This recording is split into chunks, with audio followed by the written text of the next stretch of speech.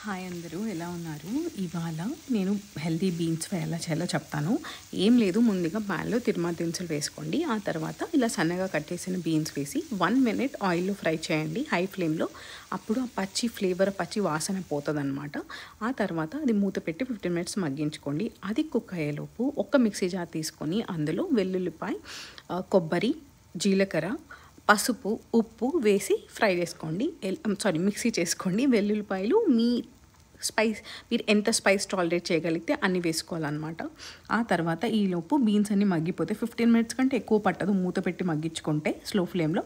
So అందులో ఈ పొడి వేసేయండి. బీన్స్ మొత్తం ఫ్రై అయ్యాకని పొడి వేయండి, లేకపోతే బీన్స్ ఇంకా కొబ్బరి ఎక్కువ ఫ్రై అయిపోతే అంత టేస్ట్ బాగుండదు. సో బెటర్ బీన్స్ మొత్తం కుక్ అయిపోయిన తర్వాతనే కొబ్బరి వేసి స్లో ఫ్లేమ్లో పెట్టి బాగా నీట్గా కుక్ చేసుకోండి. స్టీల్ ప్యాన్ అయితే అడుగంటే ఛాన్సెస్ ఎక్కువ ఉంటాయి.